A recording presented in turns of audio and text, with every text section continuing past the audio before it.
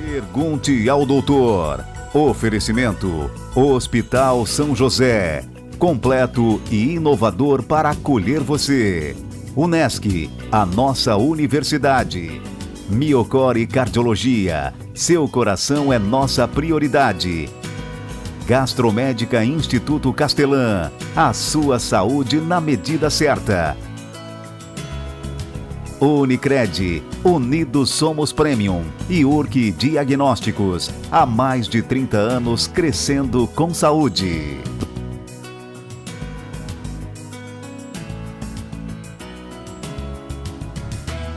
Olá, seja muito bem-vindo a mais um programa Pergunte ao Doutor através do nosso portal pergunteaodoutor.com.br, agora com muito mais conteúdo para você. O nosso canal no YouTube Pergunte ao Doutor, aproveita, vai lá e te inscreve. Lembrando que toda semana tem uma entrevista inédita para você. E nós estamos na RTV Criciúma, canal 19.1 digital. Sempre em nome de Hospital São José, Unesc, Miocore Cardiologia, Gastromédica Instituto Castelã, Unicred e Urque Diagnósticos. Alzheimer. Quando alguém de mais idade começa a dar sinais de perda de memória, em geral atribuímos o fato do processo natural de envelhecimento. Essas alterações de memória podem ser os primeiros sintomas da doença de Alzheimer, cuja incidência aumenta muito com o avançar da idade. Estatísticas mostram que depois dos 80, 85 anos, praticamente metade da população apresenta sinais dessa doença. Atualmente, o número de pessoas que vivem com demência no mundo é de aproximadamente 50 milhões de pessoas. A perspectiva é que em 2050 este número triplique. 21 de setembro, Dia Mundial da Doença de Alzheimer e Dia Nacional de Conscientização da Doença de Alzheimer. O assunto de hoje no programa Pergunte ao Doutor. E para falar sobre este assunto, a minha convidada de hoje é a médica geriatra, a doutora Tatiana Daltoé. Doutora Tatiana, seja muito bem-vinda ao Pergunte ao Doutor. Fazia tempo, né? Fazia um tempinho. Vamos falar desse assunto tão importante para a nossa população? Vamos lá, então. Bem, Tati, hoje o termo doença de Alzheimer praticamente virou sinônimo de demência grave. Alzheimer e demência são de fato a mesma coisa? Tá, acho que é uma pergunta bem importante.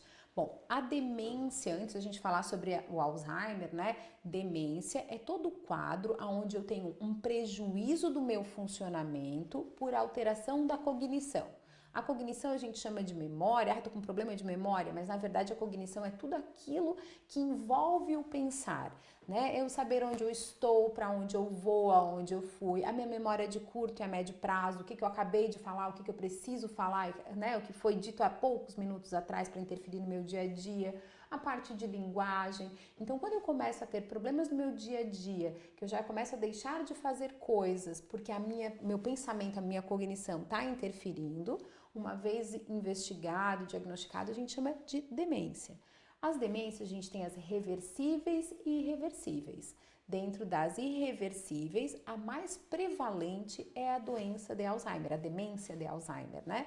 Que aí é a fisiopatologia, onde a gente tem a deposição de algumas placas, faz uma reação inflamatória e forma alguns emaranhados, algumas placas no cérebro e uma atrofia de áreas específicas do cérebro, onde acaba interferindo na memória, na parte de comportamento, de orientação, são várias coisas que compõem a própria demência de Alzheimer, mas é a mais prevalente de todas.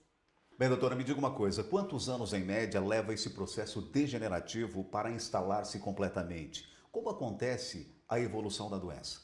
Tá. É bem importante a gente entender que existe dois estágios. A gente tem primeiro a doença de Alzheimer, onde a gente já tem um mecanismo fisiopatológico, onde já está ocorrendo a deposição das placas, beta, amiloide, já está começando uma lesão cerebral. Essa é uma fase pré-demência, onde o paciente já tem alguns lapsos, entretanto não é caracterizado como demência. Depois a gente tem a fase de demência, onde ele já tem aquele prejuízo, como nós falamos antes, no dia a dia dele, né?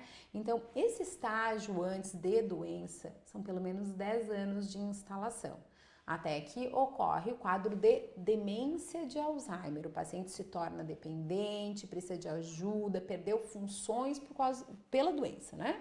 Então, esse quadro, ele tem uma evolução bem relativa, né? Ele pode evoluir tanto 2, 3 anos, que é uma evolução rápida, que não é o habitual, e a gente tem casos de 20 anos de evolução de doença. Então, isso vai depender muito de como o paciente é cuidado, das doenças de base que esse paciente tem, né? Então, é multifatorial a evolução desse paciente. Bem, doutora, o início sutil da doença pode ser confundido com a redução da memória que ocorre nas pessoas com mais idade. O que é natural nesse processo e o que é patológico, doutora? Perfeito. Primeira coisa, com a idade, a gente não é que a memória reduz, é que a gente tem uma lentificação da evocação. Eu quero te dizer o nome, como é que é o nome daquela médica, e aí fica até que tá na ponta da língua e sai, né? Quando a gente consegue buscar a informação, ela tá um pouco mais lentificada, isso está relacionado ao próprio processo do envelhecimento, normal. O problema é quando eu esqueço, inclusive, que eu fui nela. Como é que é? Ai, não, acho que eu nunca consultei com ela. E já consultou, e já foi. Hoje eu ainda estava falando com uma paciente minha. Ela, Tati, é normal? Vai estar cozinhando. Aí vai buscar o tomate na geladeira. Abre a porta da geladeira e o que eu vim buscar? O tomate. Aí pega o tomate. Outra coisa é quando a gente está cozinhando, não lembra do tomate, vai na sala e daqui a pouco começa a sentir o cheiro de queimado e vai procurar o que pode estar queimando. Não lembra nem que deixou a comida cozinhando, né? Então são situações diferentes. A partir do momento que essa minha memória, ela, como a gente colocou antes, né? Ela está me atrapalhando, ela já está oferecendo risco, né? Ou daqui a pouco eu já nem deixo mais a mãe cozinhar, porque ai, Tati, ela vive queimando comida e a gente nem se dá conta que a gente começa a fazer processos de proteção já da pessoa, porque a memória está atrapalhando, né? Já não deixa mais sozinho no centro porque se perdeu, mas também o centro está tão diferente. Então, isso a gente considera patológico. Agora, esquecimentos do... Como é que é o nome? Ai, onde é que eu deixei a chave do carro? Entrou em casa, largou tudo por falta de atenção e muitas vezes até concentração no que está fazendo. Isso a gente considera normal, não só da idade, porque pessoas muito jovens também, isso acontece pela falta de atenção. Olha, tá certo, a gente vai para um rápido intervalo comercial e já voltamos com o Pergunte ao Doutor. A minha convidada de hoje é a médica geriatra, doutora Tatiana Daltoé. No programa de hoje estamos falando sobre Alzheimer. Perdeu parte dessa entrevista? Acesse o nosso portal pergunteaodoutor.com.br, agora com muito mais conteúdo para você. O nosso canal no YouTube, Pergunte ao Doutor, aproveita, vai lá e te inscreve, aciona o sininho. Toda semana tem uma entrevista inédita para você e nós estamos na RTV Criciúma, canal 19.1 digital. Rápido intervalo comercial e a gente volta a falar mais sobre Alzheimer.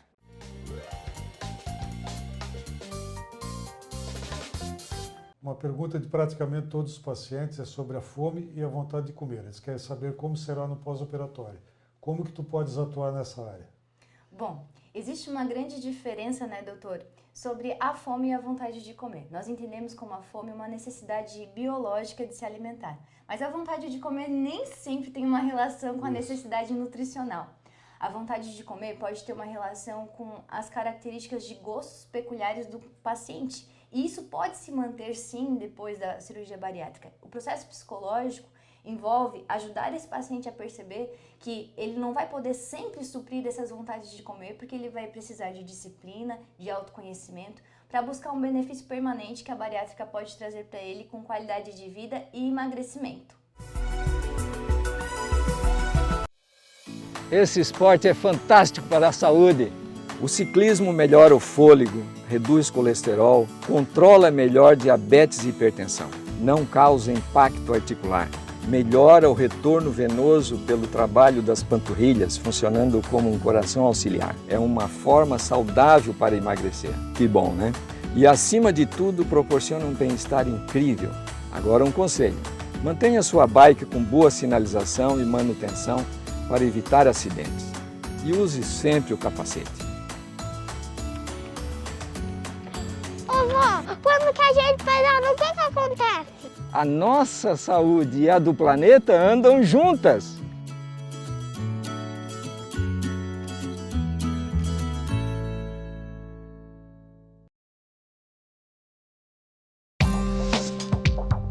Quem escolhe a Unicred tem muitas vantagens e exclusividades. E agora, também tem o Unicred Visa, o cartão de crédito mais aceito no mundo. Qual cartão você vai ter? Infinity, Platinum, Gold, Classic ou Electron? Com o cartão Unicred Visa, você tem a segurança de receber confirmação de compras por SMS e a conveniência de ter sua fatura na palma da mão. Tem a exclusividade de um app próprio com acesso a um programa de recompensas único, que proporciona resgate de pontos em produtos e serviços de luxo. E ainda gera mais resultados para a sua cooperativa, ou seja, para você. Escolha o cartão que é aceito no mundo inteiro e é todo seu. Escolha Unicred. Fale com seu gerente de relacionamento e peça já seu cartão Unicred Visa.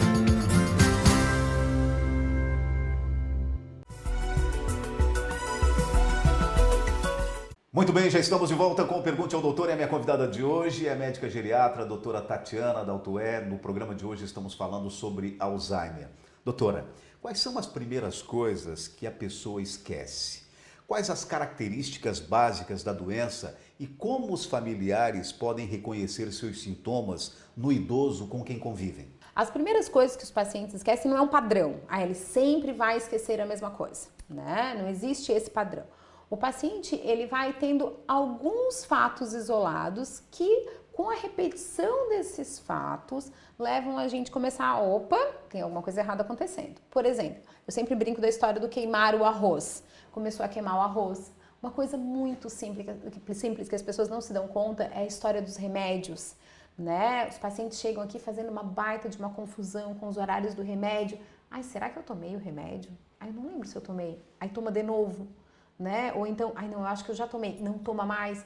Ou até muitas vezes nos pacientes que têm uma parte cultural, educacional e até que são espertos de vida, já começam a inventar estratégias para driblar o esquecimento. Não, Tati, agora eu já fiz assim, eu já esquecia tanto que agora cada vez que eu tomo eu passo os remédios tudo para lá e depois eu trago os remédios tudo pra... Então esse paciente ele já está precisando de estratégia, já está interferindo de alguma forma, né? Outra coisa é a memória recente. A gente vê muita gente trazendo, ai Tati, não, mas não deve ser de memória, porque assim, ó, nossa, ele lembra a cor da meia que ele tava a primeira vez que viu a mãe.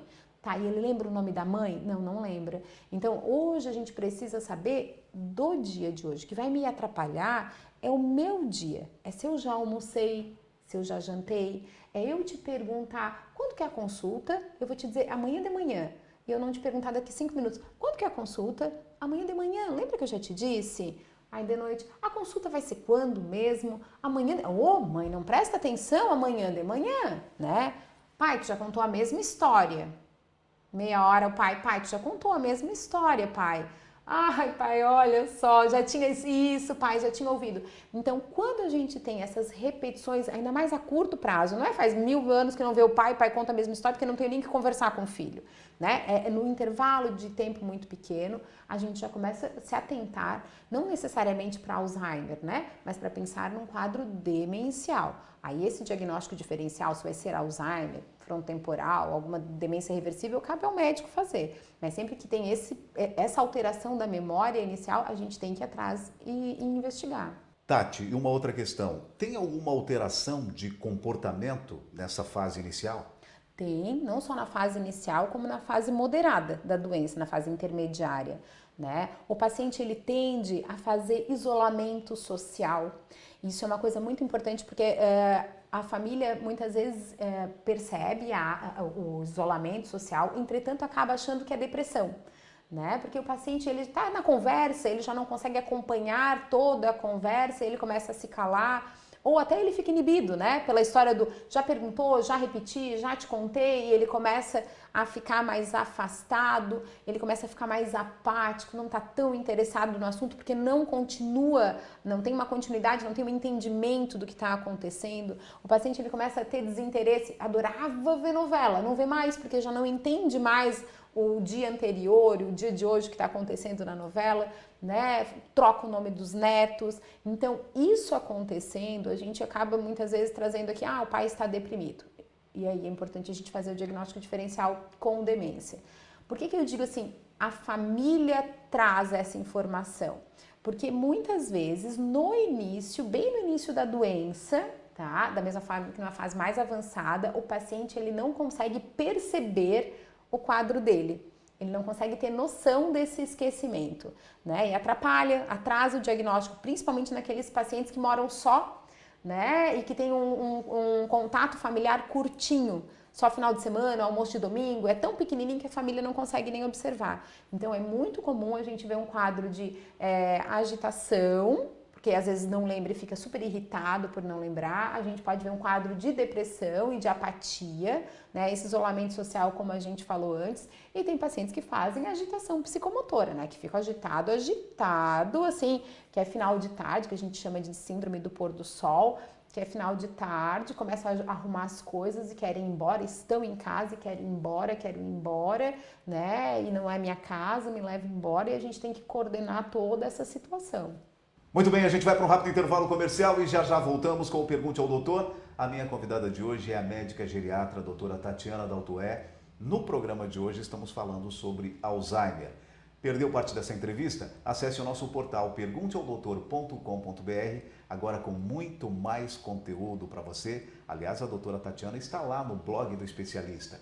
E também o nosso canal no YouTube, Pergunte ao Doutor. Aproveita, vai lá e te inscreve. Toda semana tem uma entrevista inédita para você e nós estamos na RTV Criciúma, canal 19.1 digital. Rápido intervalo comercial e a gente já volta.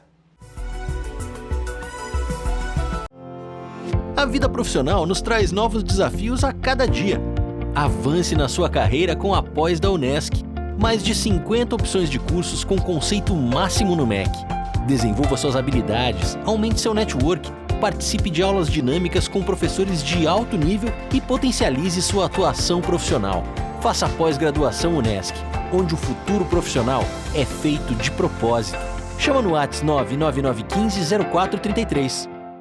Quem nunca deixou suas autorizações de exames numa gaveta e esqueceu de realizar? No Centro de Especialidades Médicas do Hospital São José, sua saúde e seu tempo são priorizados. Um espaço de acolhimento onde seu bem-estar é fundamental. Uma entrada exclusiva tomando todas as medidas e precauções necessárias para atendimento dos pacientes.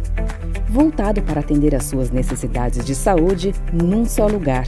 Você faz sua consulta e já realiza seus exames, tudo no mesmo local. Mais de 25 especialidades, pequenos procedimentos, exames de alta complexidade, exames laboratoriais.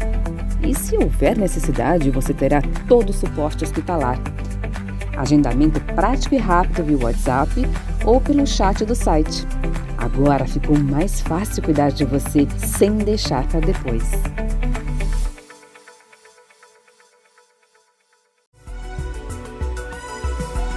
Muito bem, já estamos de volta com o Pergunte ao Doutor e a minha convidada de hoje é a médica geriatra, a doutora Tatiana Daltoé. No programa de hoje estamos falando sobre Alzheimer.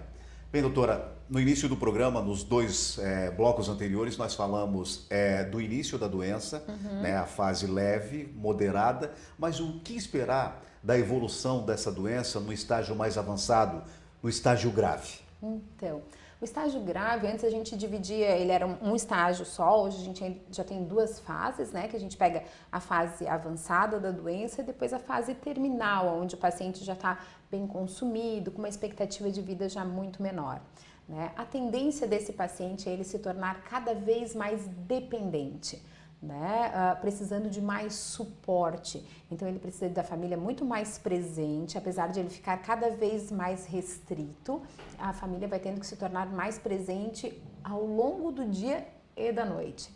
Então esse paciente ele tende a ter incontinência urinária, incontinência fecal, onde a gente já começa a usar a fralda, e é importante a gente colocar que isso não é assim, de hoje para amanhã. Hoje estou incontinente, passei de uma hora para outra. Começa a perder urina hoje, perde amanhã, já não tem mais a percepção que aquele desconforto para fazer xixi, quando viu, já urinou, né? Depois o paciente ele começa a não ter noção da fome. Então, se a gente não oferece comida, o paciente começa a ter perda de peso, da mesma forma que se a gente deixa toda a comida ali na frente, ele come. E já na fase avançada, o paciente ele não come se a gente não tiver o auxílio para se alimentar. E às vezes uma alimentação demora horas. Né? Como a gente havia conversado nos bastidores, a gente estava falando sobre distúrbio de deglutição, que é a dificuldade do paciente engolir, né? Aumenta muito o risco de aspiração se a gente não tiver a paciência de alimentar esse paciente, ajudar na hora da alimentação, né? Muitas vezes a fono se faz muito importante nesse momento, tá?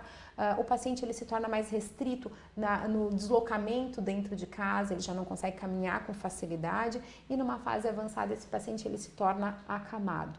Né? Nesse estágio final, o paciente ele tende a ter o que a gente chama de síndrome da imobilidade. O paciente ele passa a ter mais rigidez, passa muito mais tempo dormindo do que acordado, uma baixa relação com as pessoas ao redor, né? No geral, tem uma abertura ocular, chama quando acorda, na verdade, ou olha, interage quando chamado, então faz feridas.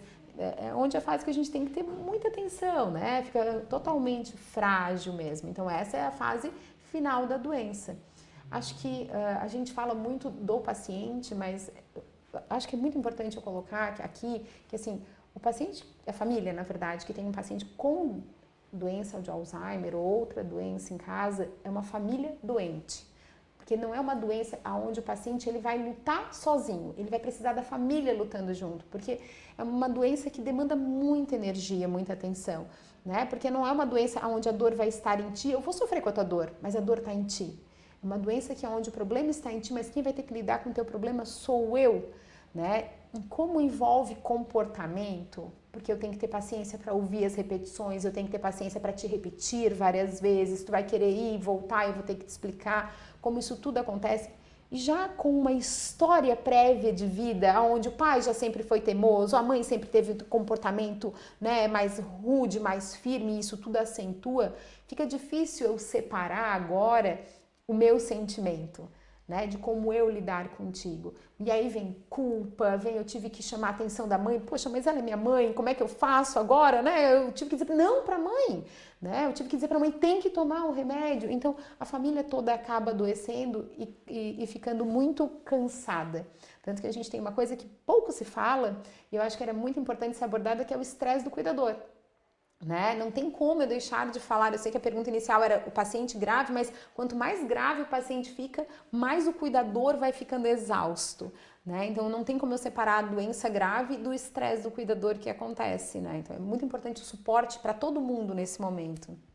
Bem, doutor, então a gente já sabe, né, dos sinais e sintomas. E como é feito o diagnóstico?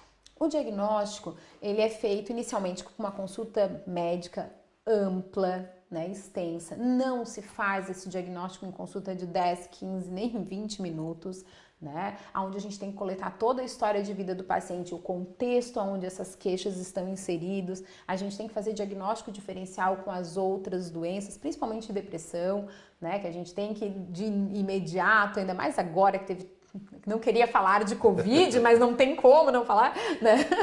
Assim, a gente teve todo esse isolamento forçado, né? Essa diminuição de estímulos que nós tivemos por todo esse momento. Então, isso tudo acaba interferindo na memória e a gente tem que diagnosticar o que está acontecendo ou não.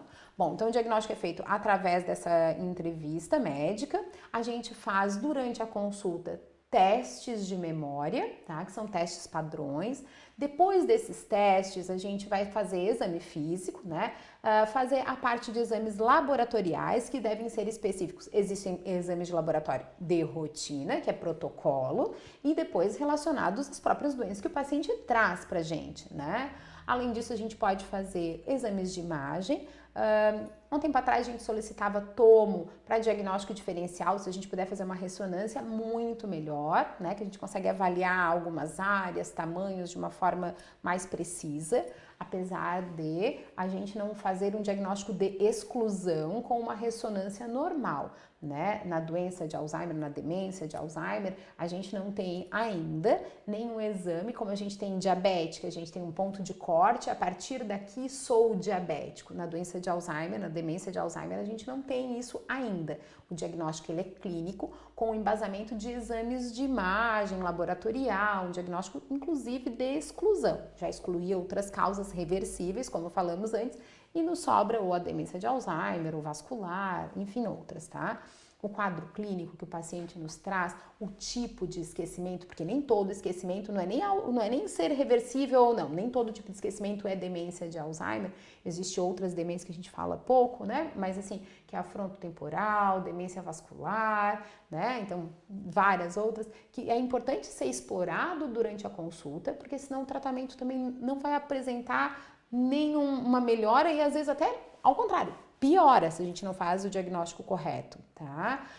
E por fim, muitas vezes a gente tem que pedir também ajuda ao neuropsicólogo para fazer uma testagem neuropsicológica completa, porque muitas vezes o paciente ele é tão diferenciado culturalmente que, como eu falei lá no bloco anterior, o paciente ele consegue achar estratégias para driblar a gente aqui no teste, sabe? Dá uma enrolada na gente e dribla. Então, vale a pena a gente ter muitas vezes a testagem quando a gente tem essa dúvida para trazer um diagnóstico bem embasado, um diagnóstico bem firme. Porque assim, como a gente conversou antes também, eu penso que esse diagnóstico ele tem que ser dado no momento onde a gente tem uma certeza, nem que a gente espere alguns meses para realmente ver a evolução e firmar o diagnóstico, quando a gente não tem a certeza, porque é um diagnóstico pesado. Né? É um diagnóstico pesado no sentido de que a nossa terapêutica ela ainda é muito limitada e as pessoas, no geral, sabem o que está esperando de evolução. Então, é um diagnóstico que eu penso que a gente tem que estar bem embasado na hora de dar. Bem, doutor, então, para finalizar nossa entrevista, se eu tenho um histórico familiar de Alzheimer, o que eu posso fazer? Existe alguma forma de prevenção? Existe, a gente não consegue evitar, mas a gente consegue retardar, né, ou diminuir a chance de ter a doença. Então, isso cabe a gente, a nossa dedicação, não é fácil ser saudável, eu sempre digo para todo mundo, não é fácil ser saudável, né? Então, assim, ó, é muito importante atividade física, tá? Teve um congresso que eu vi há um tempo atrás que eu disse que eu vim embora caminhando do congresso, porque tudo era atividade física, tem que fazer atividade física. E a gente não tá falando de horas né, durante a semana, 150 minutos semanais, né, dá 30 minutinhos dia, já tá super 10. Fazer um colesterol bem controlado, o açúcar, se não é diabético, controlar a alimentação, se é diabético, deixar nos níveis bem controlado, pressão arterial bem controlada é muito importante. A parte de tireoide, vitaminas, não é suplementar o que não precisa, o corpo dá um jeito de jogar para fora tudo o que tu não vai usar. Então, às vezes, só tá colocando coisa que não precisa. Mas suplementar quando existe a falta, né? Um sono bem feito. A gente já tem estudos bem embasados que pessoas que dormem mal, a apneia do sono, acaba interferindo na memória, então durmam bem. Né? A parte de estímulo cognitivo, essa vida ativa, o participar, né? A aposentadoria, nem que seja tardia ou parcial, não parar de ter essa cabeça funcionando, ler, o convívio social é uma coisa muito importante, amo grupos de memória, amo exercícios de memória, eu não sei se eu posso falar isso, juro que eu não tenho qualquer sociedade ou vínculo com isso, mas assim, ó, amo que abriu o Supera em Criciúma, adoro isso, assim, porque tem a atividade, a interação que faz os exercícios ali, isso é muito importante, o exercício ler, ai Tati, mas só palavra cruzada, ai, mas só crochê, mas só tricô, tu vai estar trabalhando uma área só, lembra da cognição que a gente falou lá no começo, que é todo o pensamento? A gente tem que trabalhar o todo, né? Lembrando também que é importante a gente ter a parte de saúde emocional, né? A depressão bem tratada, a ansiedade bem tratada, isso é super importante. E por fim, músculo, né? A gente precisa de músculo. Eu preciso de coxa forte, bumbum forte, né? Para diminuir risco de queda, de ter complicação com o processo do envelhecimento, para eu não ficar limitada e daqui a pouco a minha cabeça querer ir e o meu corpo não conseguir ir também, né? Tem como, Gui? Dá trabalho, mas tem como. Olha, dá sim. Fica aí a dica da doutora Tati, hein? Muito bem, no programa Pergunte ao Doutor de hoje eu tive o prazer de conversar com ela, adoro conversar com ela, a doutora Tatiana Daltoé, médica geriatra. Tati, foi um prazer falar contigo, já fazia muito tempo, né? Mas a Tati já me acompanha desde o início do programa, aliás, quero te dizer que nós já estamos no ar há 16 anos. Já tem bastante tempo. Legal. Obrigado, Tati. Obrigado. Eu que agradeço. Muito obrigada, muito obrigada. E o programa Pergunte ao Doutor vai ficando por aqui. Se você quiser rever essa e outras entrevistas, acesse o nosso portal pergunteaodoutor.com.br, agora com muito mais conteúdo para você. O nosso canal no YouTube, Pergunte ao Doutor, aproveita, vai lá e te inscreve. Toda semana uma entrevista inédita para você. E nós estamos também na RTV Criciúma, canal 19.1 digital. Sempre em nome de Hospital São José, Unesc, Miocore Cardiologia, Gastromédica Instituto Castelã, Unicred e URC Diagnósticos. Mais uma vez, muito obrigado pela sua audiência e até semana que vem com mais um Pergunte ao Doutor, o canal direto para a sua saúde. Até lá. Pergunte ao Doutor. Oferecimento: Hospital São José. Completo e inovador para acolher você.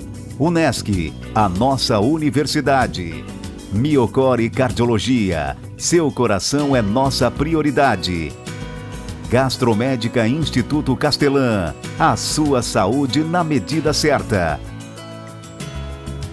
Unicred, Unidos Somos Premium e URC Diagnósticos, há mais de 30 anos crescendo com saúde.